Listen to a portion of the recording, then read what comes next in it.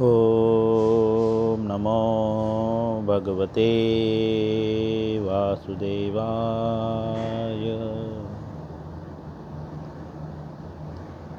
ओम नमो भगवते वासुदेवाय।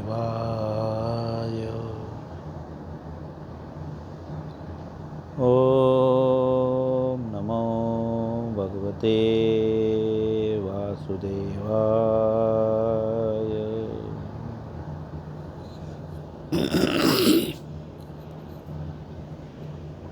भगवद गीता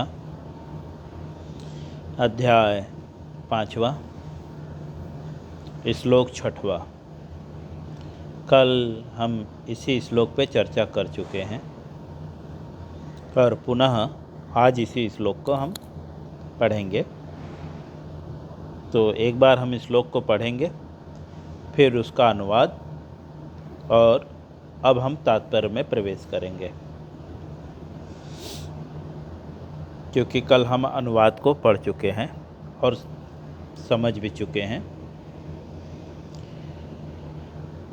भगवद गीता 5वां अध्याय 6वां श्लोक। सभी लोग अपने बुक्स को अपने सामने रखें और इस श्लोक को ध्यानपूर्वक पढ़ने का प्रयास करें और समझने का प्रयास करें।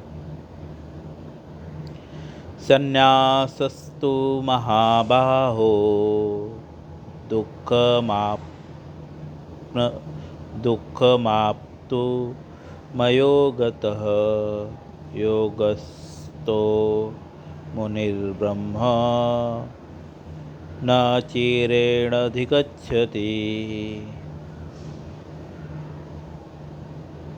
अनुवाद। भक्ति में लगे बिना केवल कर्मों का परित्याग करने से कोई भी सुखी नहीं बन सकता। यहाँ पे भगवान सभी को स्पष्ट रूप से बता चुके हैं कि कोई भी व्यक्ति सुखी नहीं हो सकता।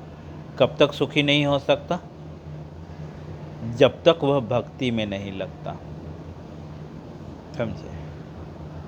परंतु भक्ति में लगा हुआ विचारवान व्यक्ति, विचारवान मतलब जो प्रत्येक कार्य को विचार करके करता है, उसे विचारवान व्यक्ति कहते हैं। शीघ्र ही परमेश्वर को प्राप्त कर लेता है, अर्थात वह व्यक्ति शीघ्र ही जल्दी ही सुख को प्राप्त कर लेगा। जैसा कि हम कल भक्ति का अर्थ समझ चुके हैं। प्रभुपाद जी भागवतम के पहले स्कंद के 7वें अध्याय के 10वें श्लोक के तात्पर्य में लिखते हैं कि भक्ति का अर्थ है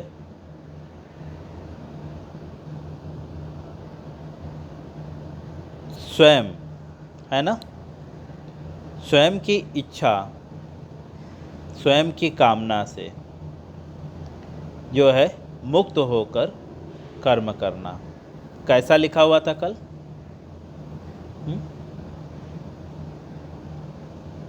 कोई मुझे बताएगा?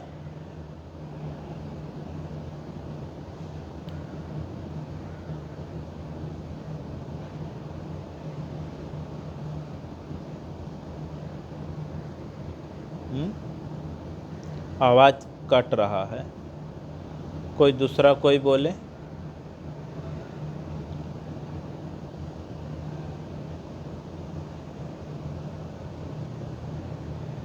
और कोई बताना चाहेगा भक्ति का क्या अर्थ मैंने कल बताया था? जी, दंडवत प्रणाम।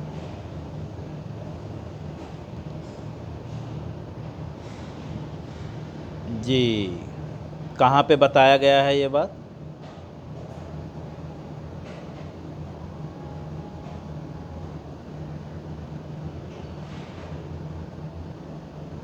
जी, श्रीमद् भागवतम के पहले स्कंद के 7वें अध्याय के 10वें श्लोक में के तात्पर्य में श्रील प्रभुपाद जी क्योंकि इस श्लोक में भक्ति शब्द आता है, तो प्रभुपाद जी उस भक्ति शब्द का अर्थ बताते हुए तात्पर्य में लिखते हैं कि भक्ति का अर्थ है व्यक्तिगत लाभ की आकांक्षाओं से रहित। व्यक्तिगत मतलब समझ रहे हैं,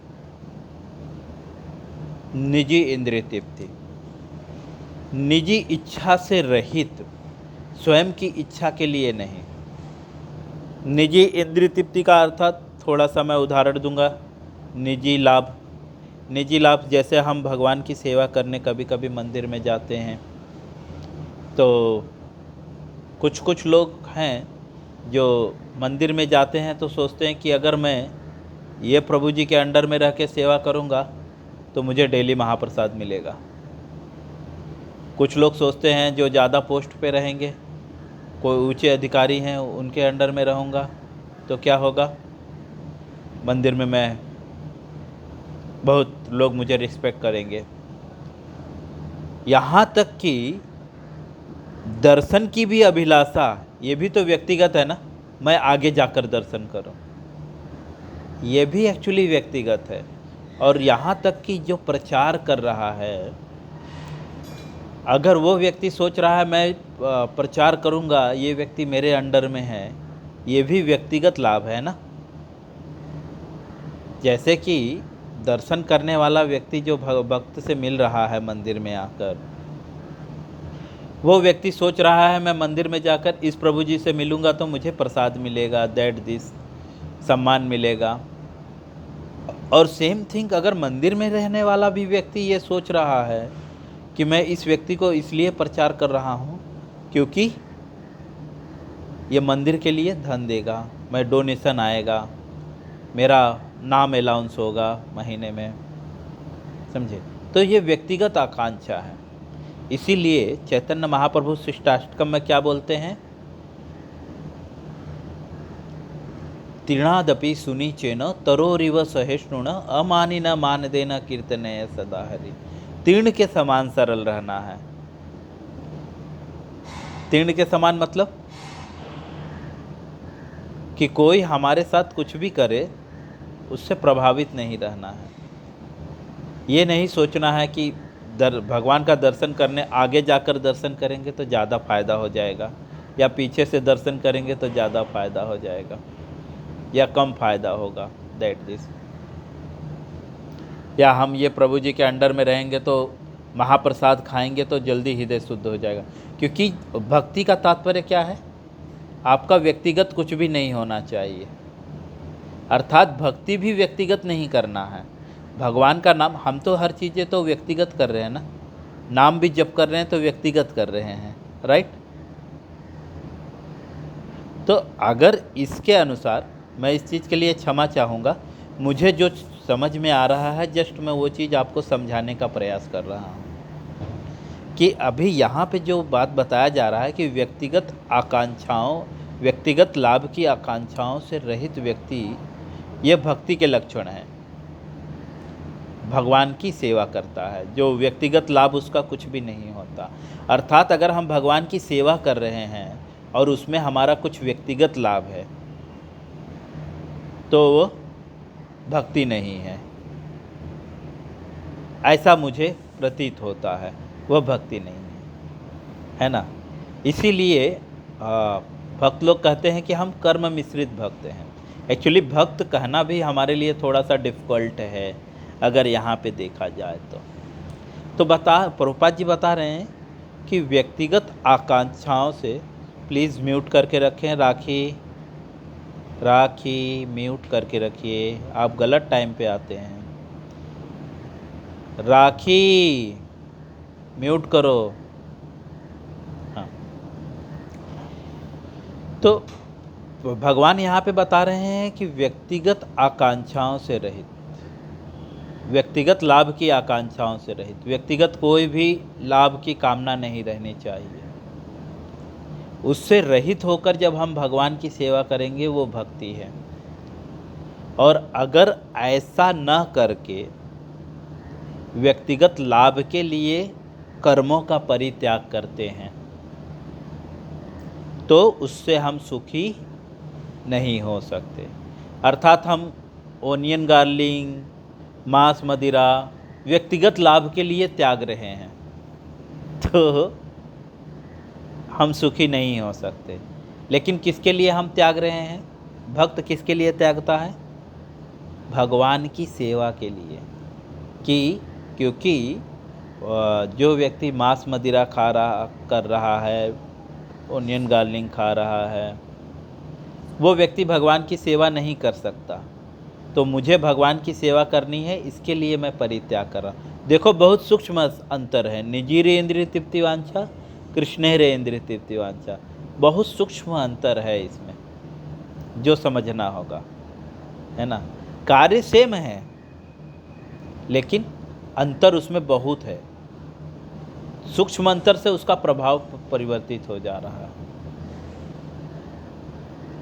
तो वह व्यक्ति सुखी नहीं हो सकता। हमारे दुखी होने का कारण क्या है? क्योंकि हम भगवान की भक्ति भी क्यों कर रहे हैं? व्यक्तिगत लाभ के लिए, है ना। भगवान का नाम जप कर रहे हैं व्यक्तिगत लाभ के लिए। लेकिन जो भक्त होता है वो व्यक्तिगत लाभ के लिए नहीं करता कुछ, वह भगवान की प्रसन्नता के लिए करता है।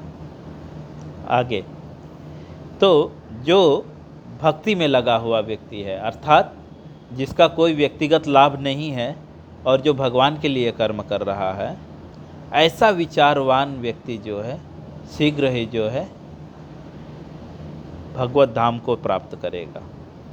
परमेश्वर के द्वारा मतलब भगवत धाम प्राप्त करेगा।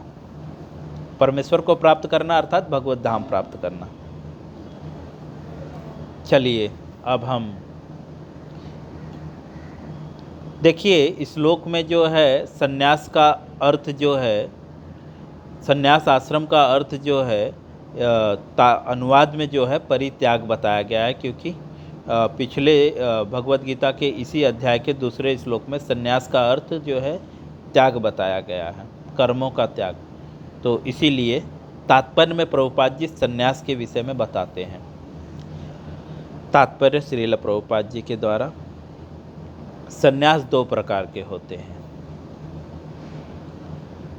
एक मायावादी सन्यास, सांख्य दर्शन के अध्ययन में लगे रहते हैं। सन्यास दो प्रकार के होते हैं। एक होता है जो मायावादी सन्यासी, जो सांख्य दर्शन के अध्ययन में लगे रहते हैं। सांख्य दर्शन अर्थात सांख्य क्या अर्थ कोई मुझे बताएगा?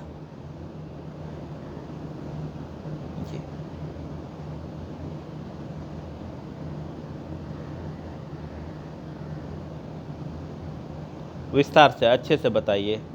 कहाँ पे लिखा हुआ है वो मुझे पूरा परफेक्टली बताइए। कोई है जो मुझे बता सके कहाँ पे लिखा हुआ है? कल मैंने इसे कोड किया था।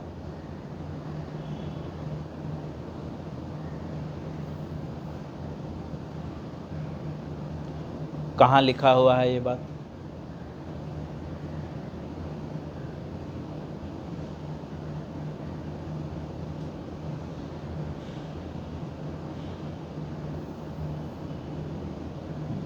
बिल्कुल दूसरे अध्याय में कहाँ पे लिखा हुआ है?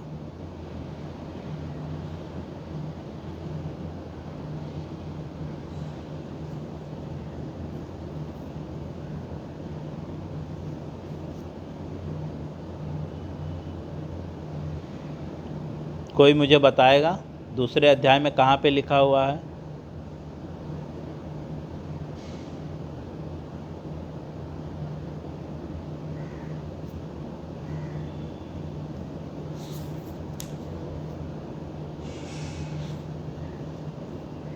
कल मैंने इसको श्लोक को कोड किया था।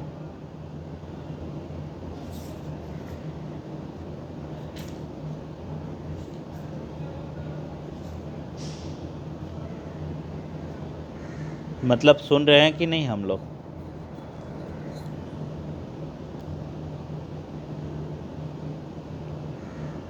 जी हाँ, दूसरे अध्याय के 39 श्लोक में तात्पर्य में प्रभुपाद जी सांख्य का अर्थ बताते हैं कि आत्मा के विषय में जो है, आत्मा की जो प्रकृति है उसका विस्तार से वर्णन जहाँ पे मिलता है उसे, तो सांख्य दर्शन अर्थात आत्मा के विषय में परफेक्टली अध्ययन करते हैं। तो जो मायावादी लोग हैं वो लोग आत्मा के विषय में ज़्यादा जानने का प्रयास करते हैं। तो यहाँ पे बता रहे हैं 2 तरह के सन्यासी होते हैं। पहला सन्यासी होता है जो आत्मा, सांख्य दर्शन, दर्शन मतलब देखना, सांख्य मतलब आत्मा, है ना, आत्मा के विस्तार में विस्तार से देखने का प्रयास करते हैं, उसमें लगे रहते हैं। तथा मतलब दूसरे वैष्णव सन्यासी, वो क्या करते हैं, वेदांत सूत्र के यथार्थ भाष्य भागवतम दर्शन के अध्ययन में लगे रहते हैं। बता रहे हैं वेदांत सूत्र क्या है, भागवतम को वेदांत सूत्र कहते हैं। तो उसके यथार्थ अध्ययन में लगे रहते हैं। मतलब जो भक्त होता है, जो वैष्णव होता है, वह भागवतम को पढ़ने में लगा रहता है। वह ज़्यादा आत्मा के विषय में जानने का प्रयास नहीं करता। क्यों? क्योंकि इसी अध्याय के पिछले श्लोक में बताए हैं कि जो सांख्य और जो है भक्त, दोनों एक्चुअली इन दोनों भिन्न नहीं है, एक ही है ना। जो सांख्य के विषय में जानने का, अर्थात सांख्य योग, सांख्य दर्शन, मायावादी भी एक्चुअली घूम के ही तो भक्त बन रहे हैं ना। आगे जाकर प्रभुपाद जी तात्पर्य में बताएंगे, वो भी तो धीरे धीरे इसी लाइन में है ना, धीरे धीरे समझेंगे। तो इसीलिए पिछले श्लोक में बताते हैं कि जो इसको अलग नहीं समझता, जो दोनों को एक समझता है, वही वस्तुओं को यथार्थ दर्शन कर सकता है। लेकिन मायावादी इसको अलग समझते हैं, जैसा हमने पिछले श्लोक में तात्पर्य में पढ़ा है। प्रभुपाद जी बताते हैं मायावादी क्या सोचते हैं कि भक्ति योग अलग है और सांख्य अलग है, लेकिन जो दोनों को एक समझता है वो वस्तुओं को यथार्थ देख सकता है। तो जो भक्त लोग हैं, जो वो भागवतम का अध्ययन करते हैं, भागवत दर्शन का अध्ययन करते हैं। आगे मैं थोड़ा स्पीड में लूँगा, ये तात्पर्य ख़त्म कर दूँगा आज। मायावादी सन्यासी भी वेदांत सूत्रों का अध्ययन करते हैं, किंतु वे शंकराचार्य द्वारा वर्णित शारीरिक भाष्य का उपयोग करते हैं। प्रभुपाद जी बता रहे हैं कि मायावादी लोग भी जो है वेदांत सूत्र अर्थात भागवतम का अध्ययन करते हैं। लेकिन वो कौन से भागवतम का अध्ययन करते हैं? जो शारीरिक भाष्य है, मतलब जो सिर्फ शरीर के लिए बताया गया है, उसमें शरीर के सुख के लिए बताया गया है। तो शंकराचार्य जो है सिर्फ शारीरिक भाष्य करते हैं, तो उस भाष्य का अध्ययन करते हैं। आगे भागवत संप्रदाय के छात्र पंचरात्रिक विधि से भगवान की भक्ति करने में लगे रहते हैं। प्रभुपाद जी बता रहे हैं कि जो भागवत हैं, भागवत संप्रदाय के हैं, अर्थात जो वैष्णव हैं, वे लोग कौन सी विधि से भगवान की सेवा करते हैं? पंचरात्रिक विधि से। पंचरात्रिक विधि मतलब पंच तत्वों को भगवान को सेवा में लगाने का प्रयास करते हैं। ठीक है, हम लोग देखो ना, भगवान को दीप ऑफर करते हैं, जल ऑफर करते हैं, है ना, फूल ऑफर करते हैं। ये सब अलग अलग तत्वों के प्रधान हैं। ठीक है, लेकिन जो सन्यासी होते हैं, जो मायावादी सन्यासी होते हैं, वो तो पूजा पाठ नहीं करते ना, वो तो ध्यान करते हैं, है ना, तपस्या करते हैं हिमालयों में जाकर, है ना, समस्त चीज़ों का परित्याग कर देते हैं, बर्तन में खाते नहीं हैं। लेकिन हम तो भगवान को 56 भोग लगाते हैं। तो ये सब पंचरात्रिक विधि है। तो जो वैष्णव होते हैं वे लोग पंचरात्रिक विधि से भगवान की सेवा करते हैं। इसलिए आगे लिखते हैं, अतः वैष्णव सन्यासी को भगवान की दिव्य सेवा के लिए अनेक प्रकार के कार्य करने होते हैं। इसीलिए जो वैष्णव सन्यासी होते हैं, 2 तरह के सन्यासी, एक मायावादी सन्यासी, एक वैष्णव सन्यासी। तो मायावादी सन्यासी वो सारे कर्मों का परित्याग करता है और सिर्फ आत्मा के विषय में अध्ययन करता है ना। लेकिन जो वैष्णव सन्यासी होता है वो सब कुछ जो आत्मा के विषय में अध्ययन तो करता है, लेकिन वो भगवान की सेवा करता है, इसलिए उसको अनेकों प्रकार के कर्म करने होते हैं। आगे, उसे भौतिक कार्यों से कोई सरोकार नहीं होता। जो भागवत सन्यासी है, अर्थात जो वैष्णव सन्यासी है, उसे जो है भौतिक कार्यों से कोई सरोकार नहीं होता। भौतिक कार्य मतलब समझ रहे हो, भोग की, स्वयं की इंद्रिय तृप्ति के कार्यों में कोई भी उसकी इच्छा नहीं होती। सरोकार मतलब डिज़ायर रखना, समझे, कि ये करूँगा तो ये मिलेगा, तो वो कोई सरोकार नहीं होता, कोई ज़रूरत नहीं होती। वो तो सिर्फ बस भगवान की ऐसे ही सेवा करता है, प्रेम पूर्वक सेवा करता है, बिना स्वयं की इच्छा से, स्वयं की काम, अपने लाभ के लिए कुछ भी नहीं सोचता। वो सरोकार का मतलब यही है कि वो अपने लाभ के लिए कुछ भी कर्म नहीं करता, वो जो है भगवान के लाभ के लिए कर्म करता है। आगे, किंतु तो भी वे भगवान की भक्ति में नाना प्रकार के कार्य करते हैं। तो जो वैष्णव सन्यासी होते हैं, वो जो है अपने लाभ के लिए कोई कार्य नहीं करते, भगवान के लिए करते हैं, और इसलिए वो सारे कार्य करते हैं। किंतु मायावादी सन्यासी, जो सांख्य तथा वेदांत के अध्ययन में एवं चित्त में लगे रहते हैं, वे भगवान की दिव्य भक्ति का आनंद नहीं उठा पाते। प्रभुपाद जी बता रहे हैं, किंतु जो मायावादी सन्यासी हैं, वे लोग सांख्य तथा वेदांत के अध्ययन एवं चिंतन में लगे रहते हैं। इस वजह से वे जो है भक्ति का आनंद नहीं उठा पाते। सांख्य का अर्थ जैसे मैंने बताया है आपको, प्रभुपाद जी तात्पर्य में कोट करते हैं कि आत्मा के विषय में विस्तार से वर्णन। तो जो मायावादी सन्यासी होते हैं, वो आत्मा के विषय में इतना पढ़ते रहते हैं कि वो भक्ति में आनंद ही नहीं उठा पाते। वे भगवान की दिव्य भक्ति का आनंद नहीं उठा पाते, क्योंकि उनका अध्ययन अत्यंत जटिल होता है। क्योंकि उन लोग का अध्ययन बहुत जटिल होता है, दिन रात पढ़ते रहते हैं, जो पॉसिबल नहीं है। हिमालय में जाकर, एकांत में जाकर पढ़ते हैं, बहुत जटिल है। मतलब बहुत जटिल मतलब बहुत कठिन है। अतः वे कभी कभी ब्रह्मचिंतक से ऊबकर समुचित बोध के बिना ही भगवान की शरण ग्रहण कर लेते हैं। इसीलिए जो है मायावादी सन्यासी जो है कभी कभी जो है ऊब कर, परेशान होकर, तपस्या करते करते कभी कभी परेशान हो जाते हैं, पढ़ते पढ़ते कभी कभी परेशान हो जाते हैं। तो इससे क्या होते हैं कि बिना भगवान को समझे जो है भगवान की शरण ग्रहण कर लेते हैं। फलतः श्रीमद् भागवतम का भी अध्ययन उनके लिए कष्टदायी होता है। तो ऐसे लोग इतना कुछ पढ़ चुके रहते हैं कि उनके लिए भागवतम भी पढ़ना जो है बहुत कष्टदायी लगता है। जैसे हम लोग इतना कुछ फालतू चीज़ें पढ़ते हैं कि अब भागवतम पढ़ना हमारे लिए मुसीबत हो जाता है ना। तो हम समझ ही नहीं पाते भक्ति क्या है और भक्त क्या है ना। हम खुद को भक्त बोलने लगते हैं, सन्यासी बोलने लगते हैं, श्रेष्ठ बोलने लगते हैं, गुरु बोलने लगते हैं।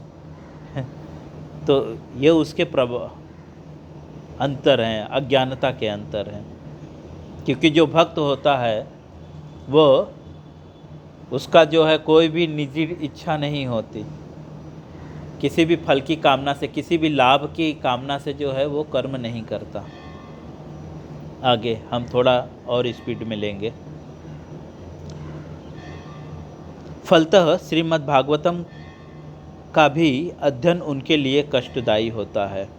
मायावादी सन्यासी का सुप्त चिंतन तथा कृत्रिम साधनों से निर्विशेष विवेचना उनके लिए व्यर्थ होती है। भक्ति में लगे हुए वैष्णव सन्यासी अपने कर्मों को करते हुए प्रसन्न रहते हैं। प्रभुपाद जी लिख रहे हैं जो भक्ति में लगे हुए वैष्णव हैं, भक्ति में लगे हुए अर्थात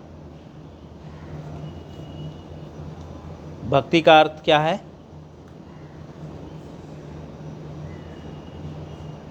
भक्ति का अर्थ क्या है? कोई बताएगा?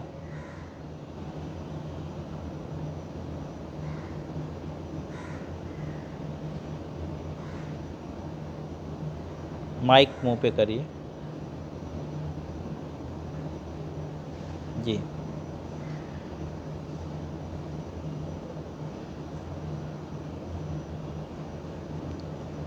अभी तो थोड़ी देर पहले भक्ति का अर्थ हमने बताया था, ये नहीं बताया है।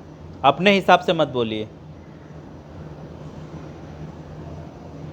कीर्तिका वापस से इन्हें बताइए।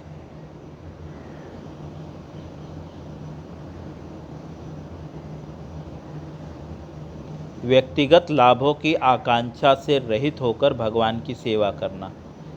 प्रभुपाद जी भागवतम के 7वें अध्याय के 10वें श्लोक में ये लिखते हैं भक्ति का अर्थ क्या है। ठीक है, आप क्या समझ रहे हैं वो नहीं बोलना है, प्रभुपाद जी हमें क्या समझा रहे हैं ये बोलना है, और शास्त्र हमें क्या समझा रहा है ये बोलना है। ओके, हाँ। तो भक्ति का अर्थ क्या है?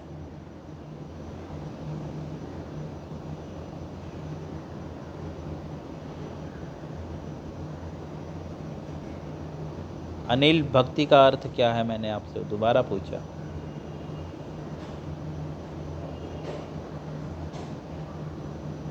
व्यक्तिगत लाभ की आकांक्षाओं से रहित। रहित मतलब व्यक्तिगत लाभ के लिए कोई भी कर्म नहीं करता। किसके लिए करता है? वो भगवान के लिए कर्म करता है, यह भक्ति है। व्यक्तिगत लाभ की आकांक्षाओं से रहित होकर भगवान की सेवा करना, यह एक्चुअली भक्ति है। हाँ, आगे तो यहाँ पे बता रहे हैं जो भक्त हैं अर्थात जो व्यक्तिगत लाभ की आकांक्षाओं से रहित हैं, ऐसे वैष्णव जो है, ऐसे वैष्णव सन्यासी जो हैं अपने दिव्य कर्मों को करते हुए प्रसन्न रहते हैं। मतलब जो व्यक्तिगत लाभ की आकांक्षाओं से रहित हैं वे लोग जो है भगवान की सेवा करके प्रसन्न रह सकते हैं। वही लोग प्रसन्न रह सकते हैं, जैसा कि इस श्लोक में प्रभुपाद जी भगवान बता रहे हैं। समझे कि वही व्यक्ति सुखी रह सकता है जो भक्ति में लगा हुआ है। जो भक्ति में नहीं लगा है वो व्यक्ति कभी सुखी नहीं रह सकता। ठीक है, आगे। ये मैं नहीं बोल रहा हूँ, भगवत गीता बोल रहा है।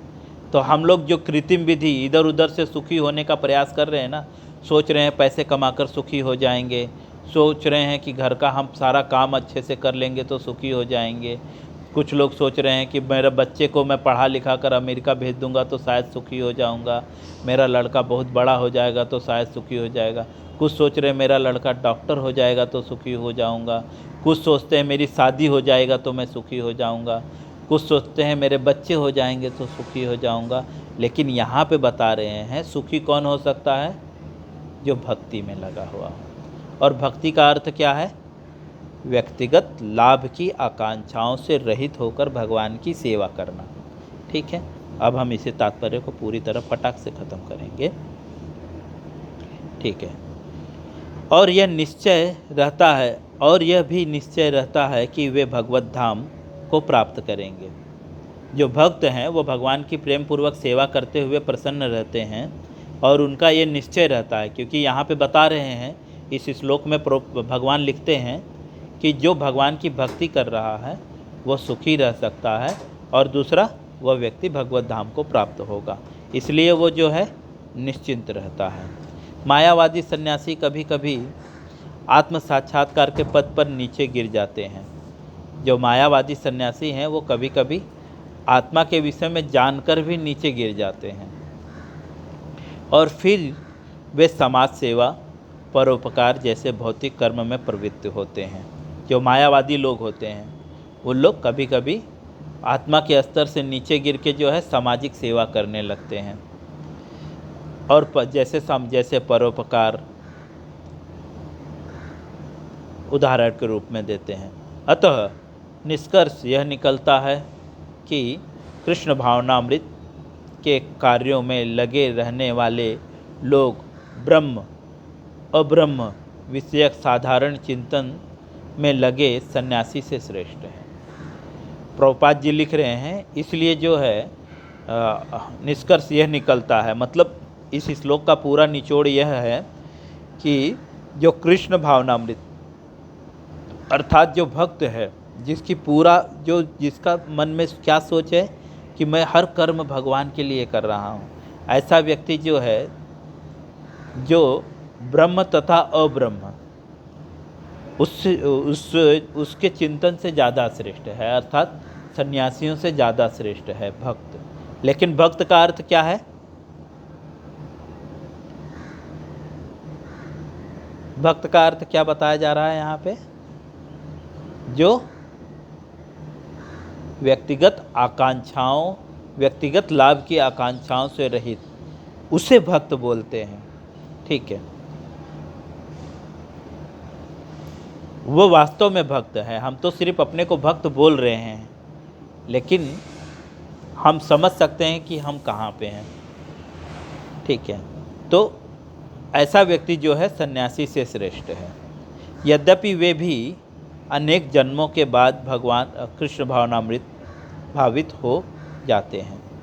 प्रभुपाद जी बोल रहे हैं, यद्यपि जो है, जो मायावादी भी सन्यासी हैं, वे लोग भी जो है अनेक जन्म के बाद जो है कृष्ण भक्त हो जाते हैं, है ना, कृष्ण भावना भावित हो जाते हैं। इस तरह से प्रभुपाद जी भगवत गीता के 5वें अध्याय के 6वें श्लोक का तात्पर्य पूर्ण करते हैं।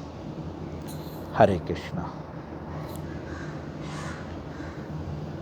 इससे रिलेटेड किसी का कोई प्रश्न है? हरे कृष्णा हरिया।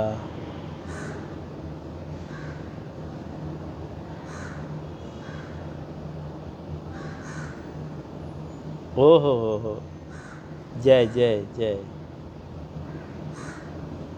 बहुत ही अच्छा सुचित्रा।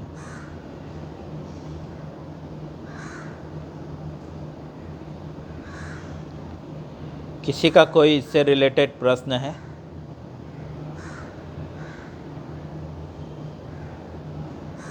सो रिया, भक्ति का अर्थ क्या है सुचित्रा?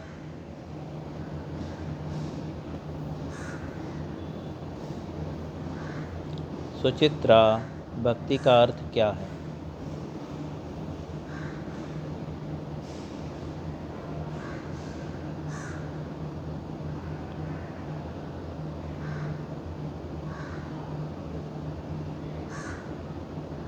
व्यक्तिगत आकांक्षाओं, व्यक्तिगत लाभ की आकांक्षाओं का परित्याग करके जो है भगवान की सेवा करना। व्यक्तिगत लाभ का मतलब समझ गए? हाँ,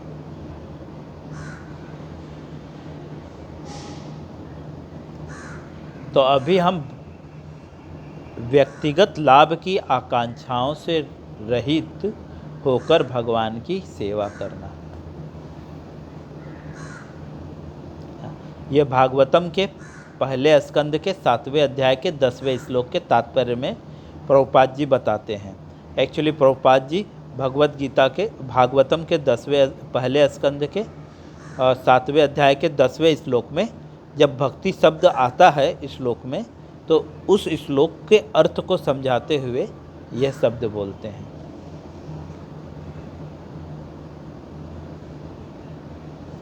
ठीक है, अब मैं यहाँ पे आदेश चाहूँगा। हरे कृष्ण।